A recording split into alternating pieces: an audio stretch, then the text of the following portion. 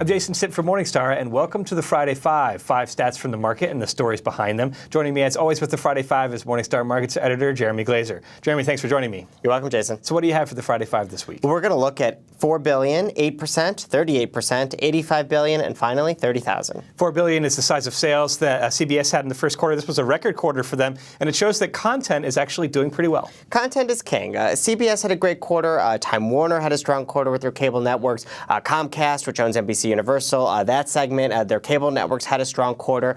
This is a continuation of a trend that we've seen, a very robust market for high-quality TV and movie content, and that consumers are still willing to kind of pay up for those big cable bills. We haven't seen so much cord cutting that the content providers haven't been able to get paid for what people actually want to watch. I think that's been an interesting trend there. If you look at the trouble that the music industry had, kind of making that transition as things started to go online. TV seems to be handling it a little bit better so far. There obviously are disruptive technologies that can come in there, but for the most part, at least this quarter, the content was doing very well.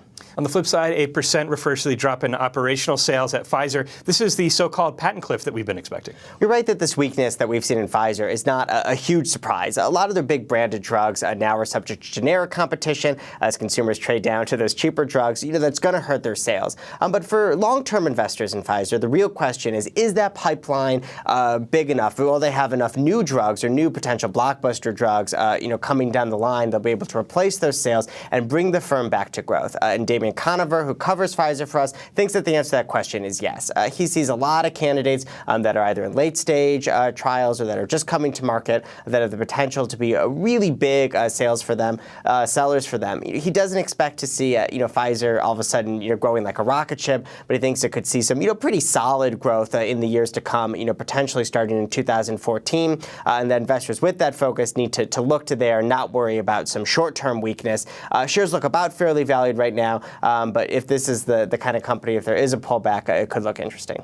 38% is the rise in revenue at Facebook. Their engagement metrics and other metrics are looking pretty good. Facebook had a great quarter. Right now, a lot of analysts, including our Rick Sommer, are focused on if Facebook is able to keep their users engaged and then sell ads to them. In this quarter, they were able to show that they could do both. You now have 60% of their users visiting every day. That number's higher in the U.S. and Canada. And they're starting to sell more ads, almost a 50% increase in ads, as there's ads coming up through the newsfeed and other areas that previously advertisers didn't have access to. They're able to charge more for those. There's better engagement there, and the advertisers have been, it seems so far, happy with those. Facebook is a story that's going to be told over an extremely long time. And after a run up in the stock, the shares don't look supremely attractive right now.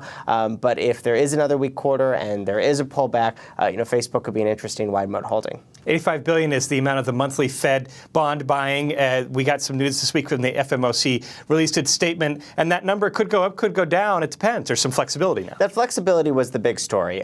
There wasn't a lot of other surprises there. They said there was a moderate rate of expansion, that inflation remains very much under control. If anything, it's almost too low. There see some deflationary pressures there, that employment remains under a lot of pressure. But they did say that bond buying that they're doing until unemployment gets down to 6.5% could go up or down, that's not just totally set in stone, that they're going to look at economic indicators. If things look like they are getting worse, if fiscal policy doesn't become more helpful, they mentioned, they could increase that bond buying. They could decrease it if things are starting to get a little bit better. I think that flexibility kind of shows that this isn't an all-or-nothing proposition, maybe gives a little bit of a sense of what their exit policy might be, and shows that the Fed is really in this for the long run. 30,000 is the possible number of folks who might be descending on Omaha this weekend for the annual Berkshire Hathaway shareholders meeting, the so-called Woodstock for capitalists. You will be there, Jeremy. What are you going to look for?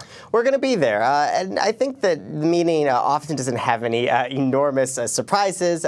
Buffett really is, if anything, extremely consistent. So I think we're going to hear the same, discussion of, buy and hold investing, how to find these great businesses. But I think there'll be a few key issues that we hope to see raised. The first one is on the dividend, maybe some more discussion about that.